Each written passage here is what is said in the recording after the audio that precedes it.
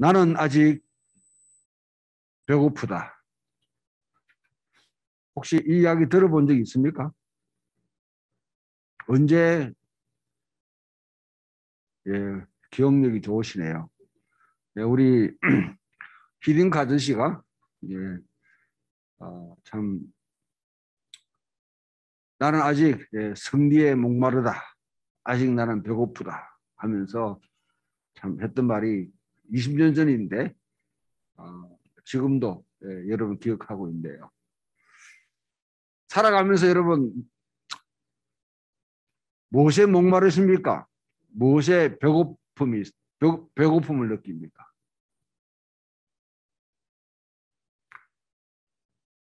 혹시 여러분들 하루 또 살아가는데 하루 끼니가 없는 분은 여기는 안 계시죠?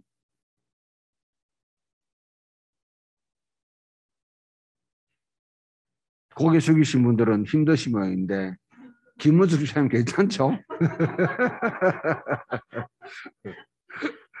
예. 컬러가 괜찮나? 예. 그래요. 이제 뭐 우리 나라가 그냥 정상적인 수준이면 이렇게 못 먹어서 참 어려운 분들은 거의 없는 사회 같습니다. 그러나 이 사회는 아직도 뭐 사각지대가 있기 때문에 우리가 그렇게 말을 할 수 없지만은 먹는 게 해결되고 나니까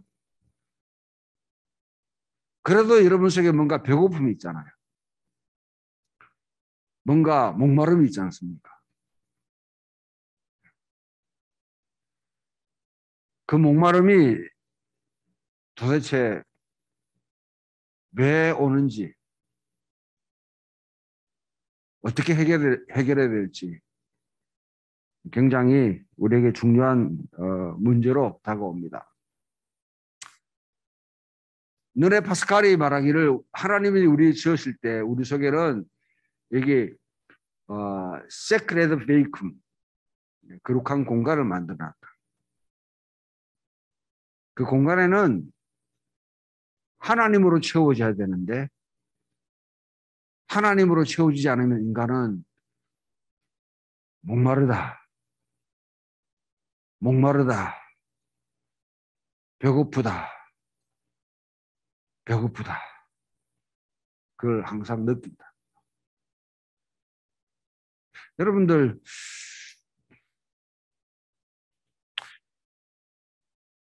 오늘 한국적인 상황에서는 그런 분들을 거의 이제 잘 만나보기 힘드는데요. 자기 스스로 청빈의 삶을 걸어가는 분들이 있습니다. 우리 불교에도 그런 분들이 이제 점점 뜸해지는데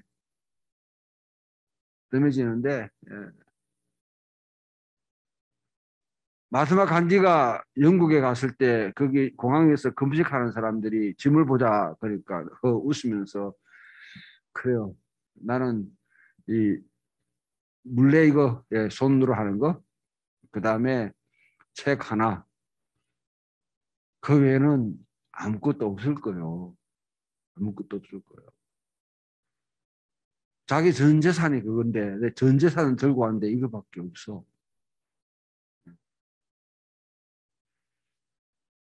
과연 그와 같이 살아갈 수 있을까? 어떻게 그래 살아갈까? 고대 사이에 사실은 보면 그런 분들이 참 많이 있습니다. 무엇으로 그래 살아갔을까? 저는 그 속에 하나님으로 채워지신 분들은 하나님의 형상으로 지음받은 하나님의 형상으로 지음받은 우리들이 하나님으로 채워진 사람은 다른 무엇이 얹어지지 않는다 할지라도 뭐 채워지지 않는다 할지라도 전혀 그 자존감이나 자기의 인생의 가치에 대해서 흔들리지 않고 편하게 살아갈 수 있습니다. 근데 대개 보면 여기에 험한 갈증이 계속 지금 깊은 갈증이 있는 사람들이 이게 공통적으로 드러나는 게 뭐냐면 증상이 바로 중독입니다. 중독. 혹시 여러분 주변에 중독에 걸리신 분들 혹시 만나보신 적 있습니까? 술 중독이나 도박 중독이나 포르노나 아니면 다 모든 종류의 이걸 안 하면 내가 살 수 없다고 하는 게임 중독도 있고요. 네. 내가 이걸 하지 않으면 나는 살 수 없다 하면 그건 대부분 다 중독입니다. 왜 그런 중독이 있느냐? 인간 속에 있는 이 갈증 때문에, 이 목마름 때문에 그걸 채워넣어야 자기는 살아갈 수 있다. 살아갈 수 있다. 여러분 속에는 혹시 그런 증상이 없습니까? 중독도 일종의 숭배입니다. 숭배. 우상 숭배입니다. 예배입니다. 인간은 뭐든지 자기들이 숭배하는 것을 자기가 섬기는 대상을 자기 것으로 자기가 형성화시킵니다. 그러면서 만족을 얻으려고 하는데 그런 만족이 때로는 안 되죠. 끊임없이 계속 채워가야 되죠. 바다에서 수영을 하다가 목마르다고 바닷물을 마시면 계속 갈증을 느낄 수밖에 없습니다. 어떤 분이 이렇게 말씀했습니다. 종교가 사라진다고 택도 없는 이야기 하지 마라. 인간에게는 끊임없이 숭배할 대상을 계속 만들어내는데 지금 새로운 종교는 거대한 모습으로 우리를 짓누르고 압박하고 우리를 또 끌어들이고 있다는 거죠. 헐리우드나 월스트리트 같이 정권이나 영화 이런 것도 마찬가지고 거대한 이 소비 시장은 끊임없이 우리를 계속 끌어들이면서 enough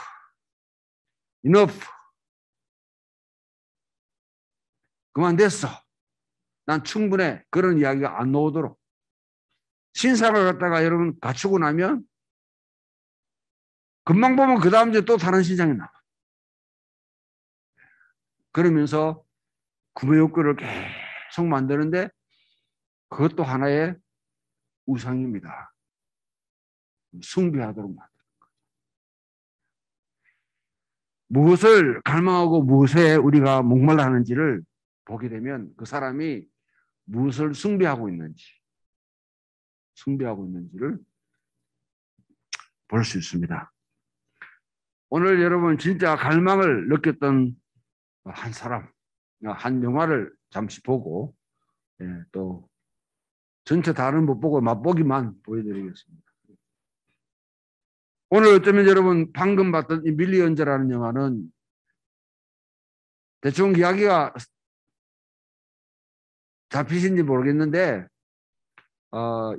영국에 이제 유로화가 시행되기 전에 10일 전에 지금 이제 이 돈다발을 불태우러 가는 폐기 처분하는 이 기차를 이제 이 도둑들이 습격해가지고 기차를 습격했다는 거 우리 박정희 지사님 막 저를 이렇게 굉장히 뚜렷이 쳐다보시는데 코너가 돌 때마다 이 가방을 갖다가 이제 떨어뜨리면서 이제 숨겨두는 거죠. 그런데 이 아이들은 음악을 읽고 집을 이사하면서 이제 그 엄마의 기억으로 자기가 이제 이 종이 박스로 기차길 옆에 집을 이제 만들어 거기서 이제 늘 지내면서 이제 엄마를 그리워하는데 그 돈 박스가 거기에 떨어지는 거예요. 그 돈이 무려 100만 파운드니까요. 100만 파운드니까 얼마 정도 됩니까?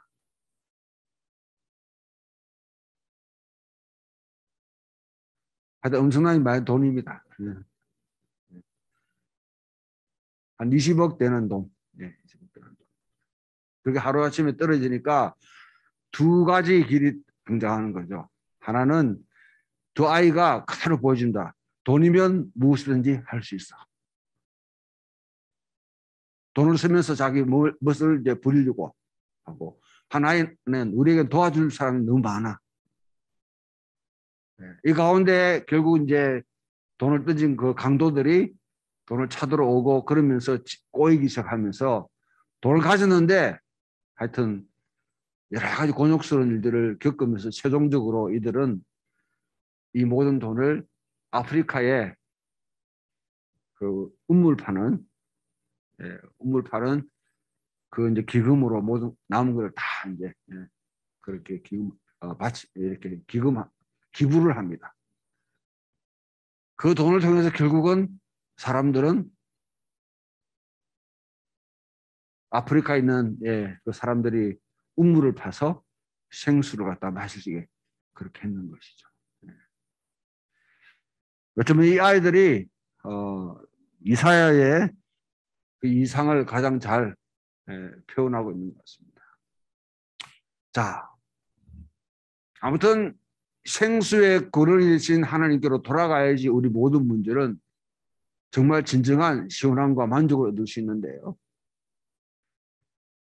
시인은 우리에게 함께 고백하기를 내 입술이 주를 찬양하며 주님을 기억하기를 원하는데 내가 간절히 주를 찾되 물이 없어 마르고 황폐한 땅에서 내 영혼이 주를 갈망하며 내 육체가 주를 앙모합니다.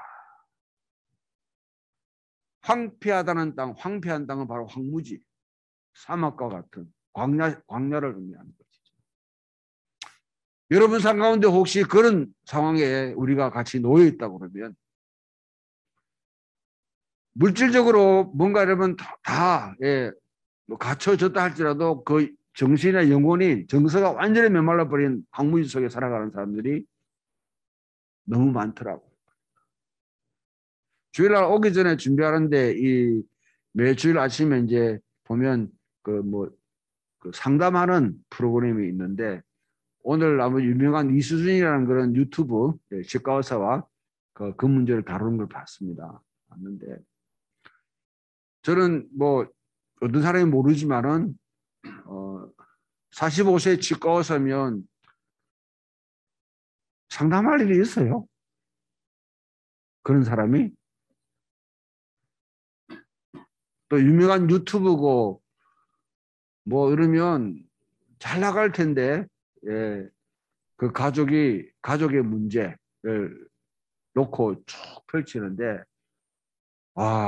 저는 그 이면에 수많은 사람의 인기에 막 메말랐는 그 사람 이면에 있는 정말 그 상처, 정말 드러내기 힘든 그 상처들, 그 진짜 어머니로부터 너무너무 깊은 상처를 받은 거.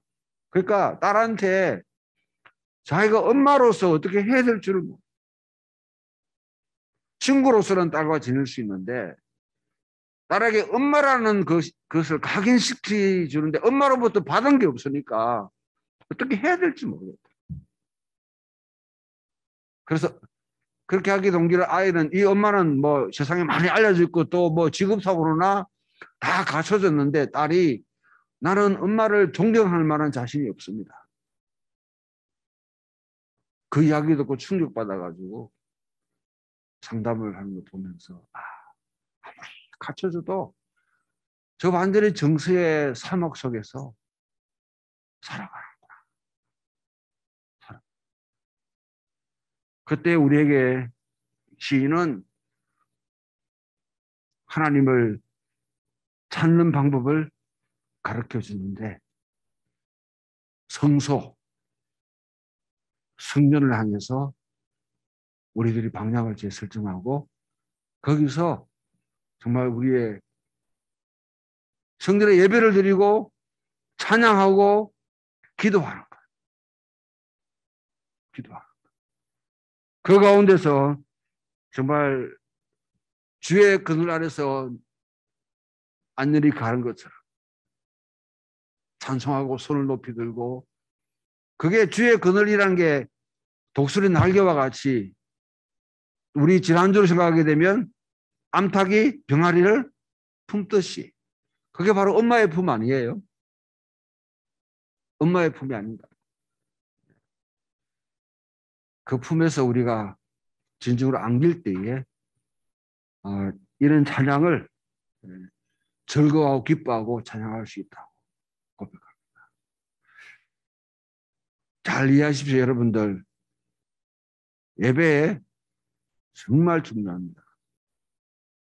그리고 여기서 찬양하고 기도하는 거 그냥 여러분의 개인적인 어떤 그런 그 의무를 갖다가 하는 것이 아니라 정말 이 기도와 찬양과 이런 행위들, 우리 성산을 하고 세례하고 이런 것들이 우리 영혼의 정말 그 근본적인 문제를 해결하는데 엄청나게 중요한 것인데요.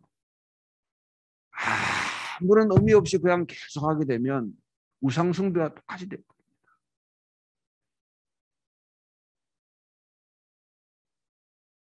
우물가에 여인과 주님이 만나셨죠. 그 여인은 12시에 물을 떠러 왔습니다. 내가 누군지 알았으면 생수를 얻을 텐데 알겠다. 누군데요? 옥신각신하며 결국은 몰아가는 게 나중에 하나님은 신령과 진정으로 예배하는 자를 찾으신다.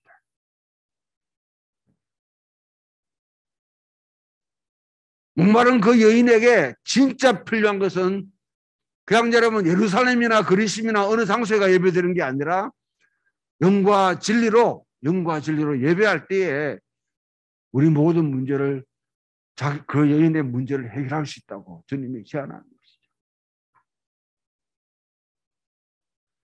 여러분 이 예배에 그냥 여러분 여기 아무것도 없는 것 같아도 저는 어떤 이 주일날 이제 가면 갈수록 예배 인도하고 설교하기가 너무너무 힘든 것 같아요.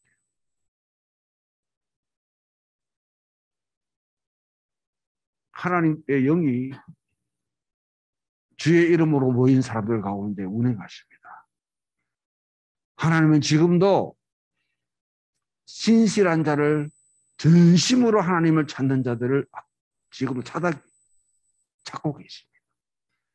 그에게 능력을 부으셔서 하나님께서 뭐냐면 자기 마음속에 지금 담고 있는 일들, 해야 될 일들을 이것 좀 해줄래 하고 지금 주님은 끊임없이 사람들을 찾아다니면서 설득하세요. 얼마나 많은 사람들을 주님이 픽업하셔서 만날 수 있는가. 여기 있는 여러분 우리가 다 한 사람 한 사람이 그 대상입니다. 대상입니다. 그리고 이 자리에는 여러분 보이지 않지만은 오늘 우리 여러분 기도할 때도 있고 성경에도 있죠. 구름과 같은 증인들이 함께 있다고 했어요. 구름과 같은 증인들이 어디 있습니까? 먼저 간 선조들 아브라함 비롯해서 모세, 다윗 등등이 지금 이 예배에 함께 참여한다고 생각해 보세요.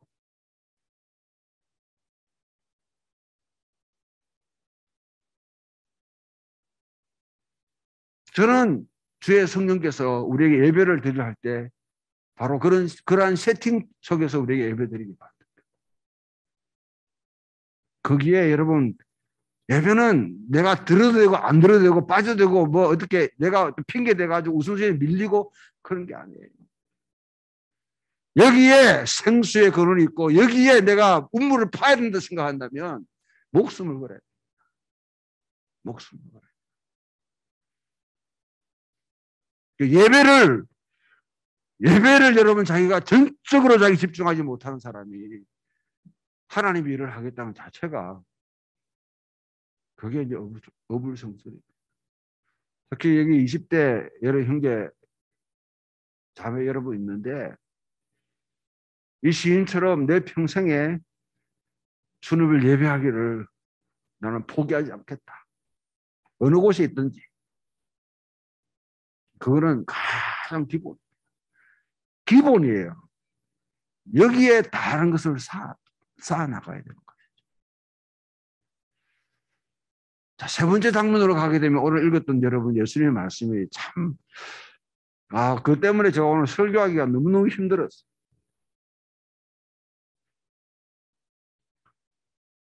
예수님이 예루살렘으로 올라갑니다.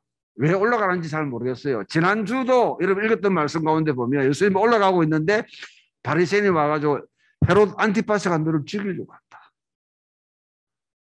이런 정보들을 받을 때 주님이 그래, 지가 알아서 해라고. 나는 지금 예루살렘으로 간다. 예루살렘에서 해야 될 일이다. 주님은 지금 곧바로 예루살렘으로 갑니다. 왜? 가야 될 일이 있어요. 반드시 거기서 해야 될 일이 있습니다. 그럼 가지고 오늘은 보게 되면 또 어떤 사람이 와가지고, 자, 당신 갈릴리 사람이죠. 빌라도가 갈릴리 순례객들을 갖다가 처참하게 죽였는데 어떻게 생각하십니까? 광주에서 수많은 사람들이 죽었습니다. 어떻게 생각하세요? 세월에 3명, 4명의 애들이 순진무구한 애들이 아무것도 모르는 채 수장되었습니다. 어떻게 생각하세요?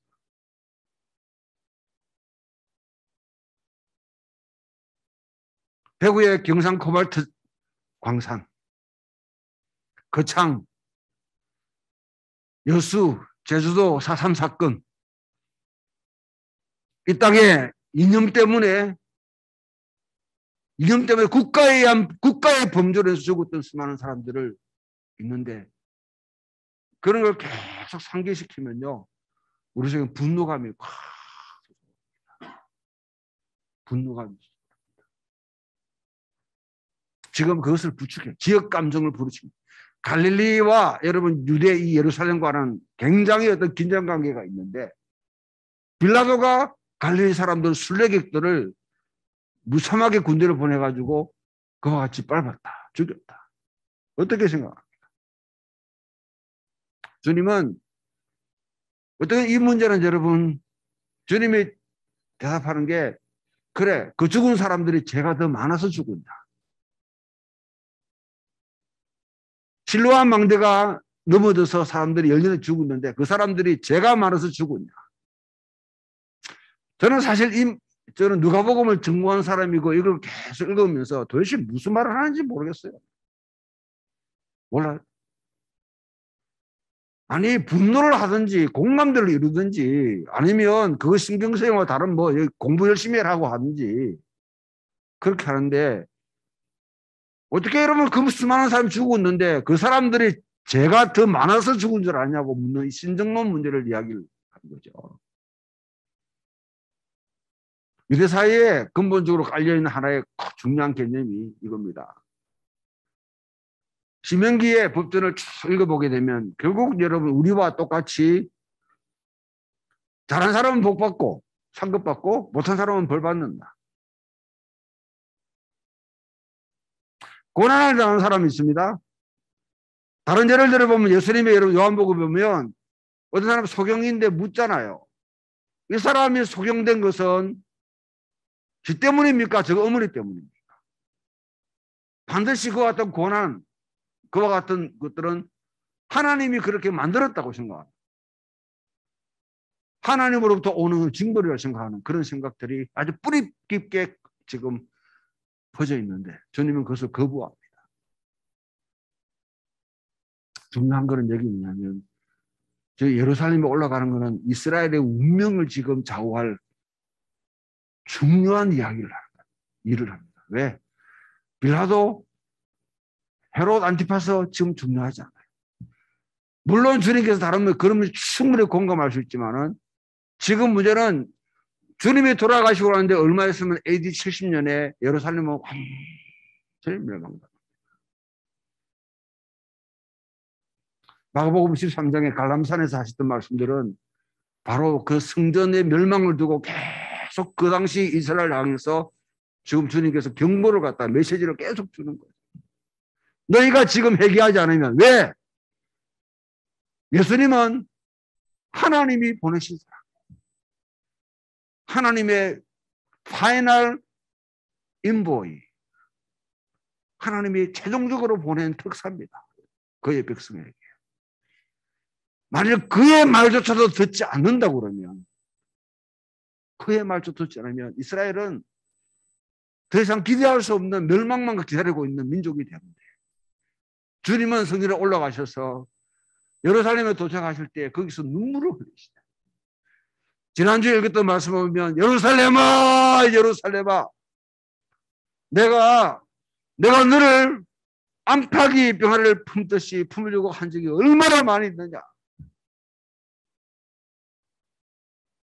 주님이 하나님께서 포도원을 만드셨습니다. 포도나무를 심고 산으로 해가지고 다 해서 이제 소작인들에게 줬는데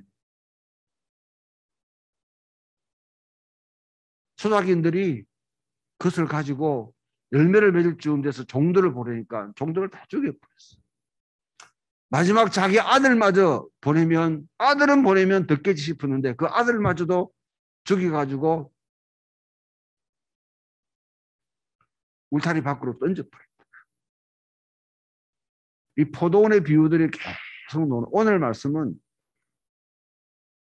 오늘도 여러분 포도원 비유가 나오는데요. 마지막 계속 종들을 보냈지만 다 죽여. 마지막 이 아들의 이야기는 듣겠지 싶었는데 그 아들만 죽이게 되면 그 다음에는 장담 못합니다.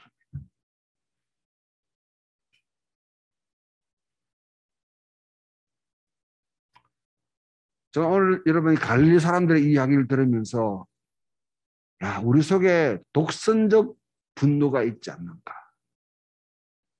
독선적 분노가 있지 않는가?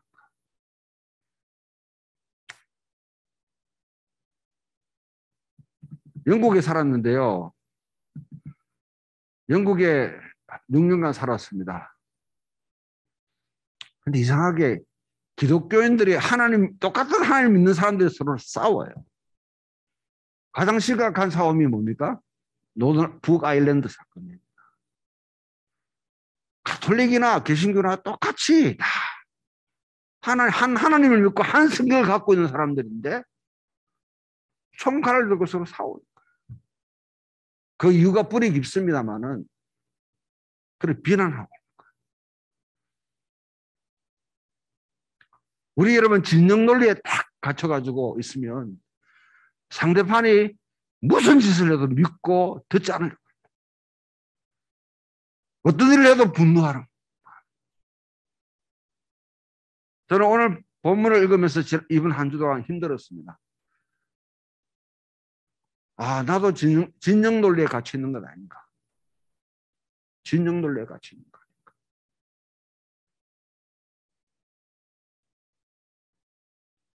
어느 특정한 집단들, 너가 반대되는 집단은 무조건 정죄화시키고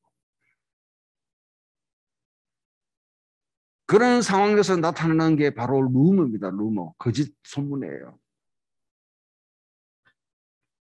2차 대전 당시에 여러분 나왔던 소문 가운데 독일 군인들이 아이들을 갖다가 잡아가지고 공중에 탁 띄워놓고 거기다 총으로 한쪽에서 던지면 이거 사격할 때 보셨죠? 그렇게 했다. 이라크 전쟁 때 이라크가 쿠웨이트를 점령하고 나갈 때 철수할 때 그 산부인과 인큐베이터 속에 있는 아이들을 갖다가 끄집어내가지고 땅바닥에 내쳤다. 나중에 다 조사해 보니까 사실이 아니에요. 그런 사실이 아닌 이야기를 흘려가지고 사람들하고 분노하게 만들고 그래서 과격한 행동을 만들려고 하는 이런 여러분 시도들이 우리들 사회도 충분히 있을 겁니다. 내가 보고 확신하지 못하고 확정된 팩트가 아닌 이야기를 갖다가 마치 사실처럼 이야기하는 이런 여러분. 예수님은 전혀 거기에 동요되지 않고 전 민족 자체가 지금 이스라엘은 중요한 문제에 지금 걸려 있습니다. 우크라이나와 러시아가 지금 여러분 네 번째 지금 상담하고 대화를 하고 있는데 사실 그 나라의 운명을 놓고 지금 이야기하는 거잖아요.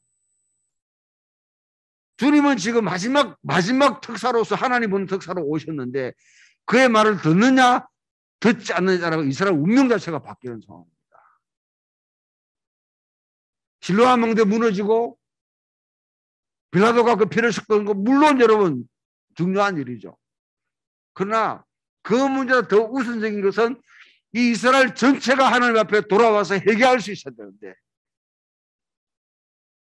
그렇지 못합니다. 주님은 중요한 말씀을 합니다. 포도원에는요, 포도만 심는 게 아니라 포도원에 무화과나무를 항상 심어놔요. 그 무화과나무 3년 지났는데 열매가 하나도 없는 거야. 파내라. 왜 땅을 허비하냐 하니까 그 가소원지기가 하는 말이 나한테 기회를 좀 더 주십시오. 땅을 파고 물을 주고 그 다음에 거름을 줘서 그렇게 해보겠습니다. 한 해만 좀 더 기다리십시오. 이 거름이라는 게 여러분 어떤 거름이겠습니까? 고대 사회에 똥이죠, 똥. 똥을 덮어 씌웠더라도 열매 맺게 만들겠습니다. 여러분 우리가 열매 맺지 못하는 삶을 살면 도끼를 들고 지금 옆에서 기다리고 있는 그 여러분 사람이었어요. 근데 우리는 걸음으로 덮어서가지고 열매를 맺는 삶을 살아요. 그러기 위해서 예수님께서 우리를 위해서 십자가에 돌아가셨어요. 예수님의 보혈의 피는 우리의 걸음입니다. 그리고 우리의 생기를 주기 위해서 성령을 우리에 보내셨습니다. 그러면 여러분 충분한 거 아니에요? 또 주셔야 돼요, 주님이. 자기 아들을 내어주셔서 보혈의 피를 갖다 흘리게 하셨고 또 다른 보혜사를 하늘에 보내셔서 우리 각 사람 속에 내주하고 계시는데 또 하나님이 우리에게 뭘 해줘야 됩니까?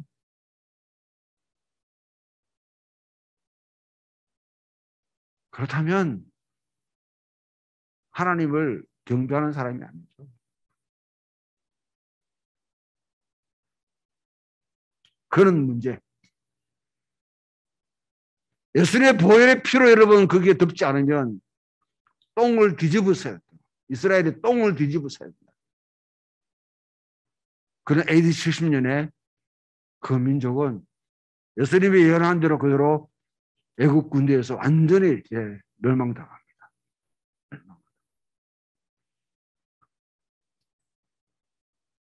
내 개인도 그렇고 우리 가족도 그렇고 이 교회도 마찬가지입니다. 풍경 있는 교회라고 하나님 앞에 안전하다는 생각.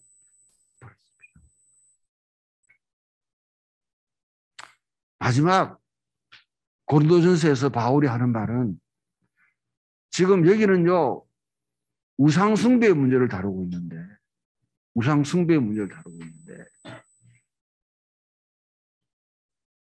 우상 숭배를 대적할 수 있는 가장 명확한 방법이 뭐냐?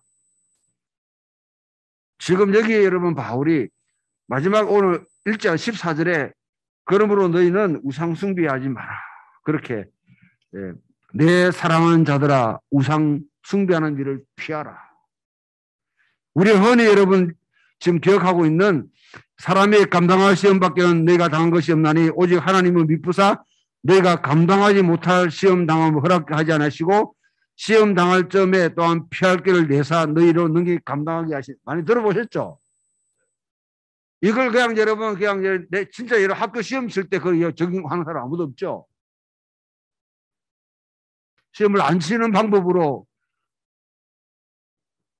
그렇게 생각하는 분 아무도 안 계시죠? 또 여러분 일상적으로 우리가 만나는 시험을 지금 두고 이야기하는 거 아니에요. 그러니까 문맥을 떠나서 여러분이 성경을 적용하게 되면 그와 같이 엉뚱하게 적용한다니까요. 여기에 지금 우상숭배와 관계되어 있습니다. 바울이 8장부터 계속 우상숭배 문제를 다루고 있는데 우상숭배의 가장 강력한 해독제가 뭐겠습니까? 오늘 여러분 본문을 통해서 바울이 하는 이야기들. 광야 세대가 다 멸망되고 죽었다. 우상 숭배하다가 죽었다는 거죠. 그때 바울이 이 고린도 교인들에게 두 가지를 분명히 확인시키는 게 있습니다. 그게 바로 뭘까요? 여러분들, 저는 오늘날 우리 사회가 여러분 우상 숭배가 지금 동아사에 있는 여러분 통일 저기 큰 있잖아요. 그죠? 그런 것하고 지금 숭배하는 것하고 관계없고 지금 그렇게 거기에 안 한다고 할 수 있나? 요즘은 정치가 이상해가지고.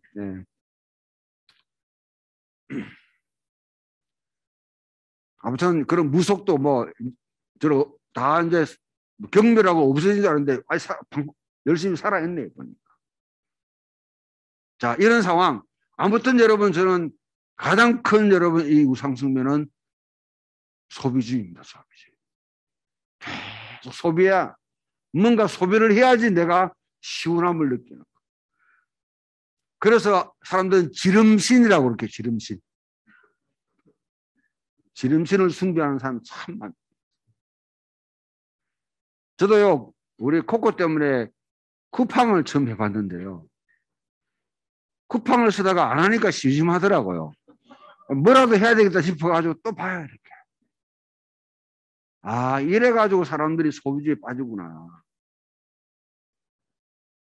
여러 가지 방법으로 그럴 수밖에 없는 것 같아요. 두 번째 우상은 뭐냐면 가족입니다. 오늘날 한국 사회에 수많은 이혼이 일어나는 것은요, 가족을 사랑하지 않아서가 아니라 사실 가족을 무시해서가 아니라 가족을 우상해서 그렇습니다. 너무 가족 중심, 하나님과 가족을 바꿔버렸어요. 저는 하나님이 순위가 계속 밀리고 있는 상황.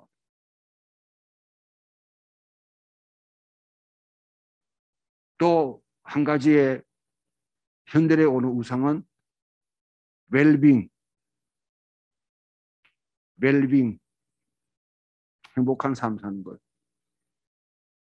그게 여러분 얼마나 많은 사람들이 돈을 투자하고 시간을 투자하고 신경을 쓰는지 모릅니다. 자, 여러분의 본문을 읽어보면 해독제가 뭡니까? 오늘 고린도 10장에서 바울이 제시하는.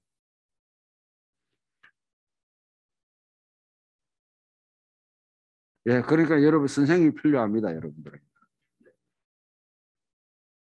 첫 번째 세례입니다. 두 번째 성찬입니다.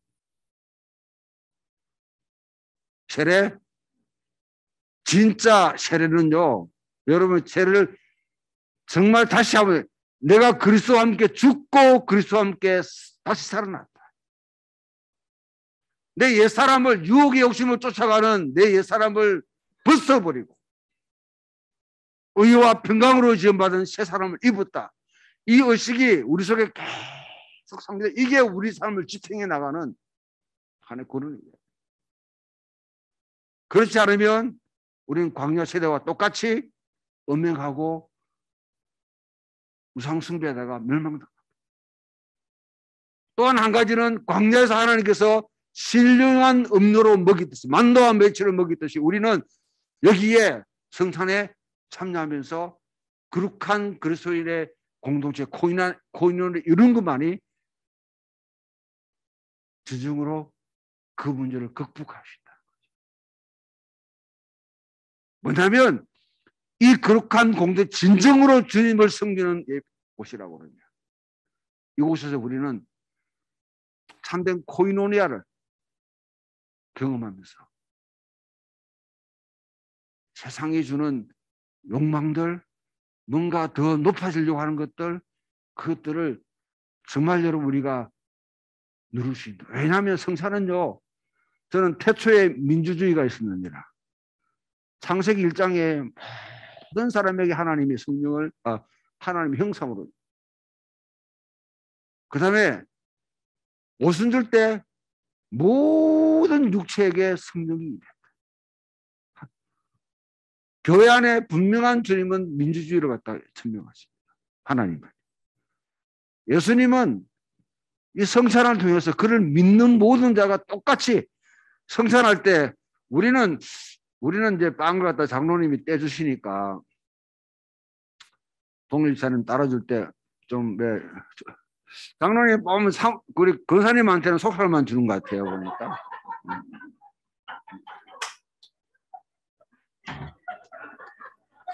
제가 지켜보니까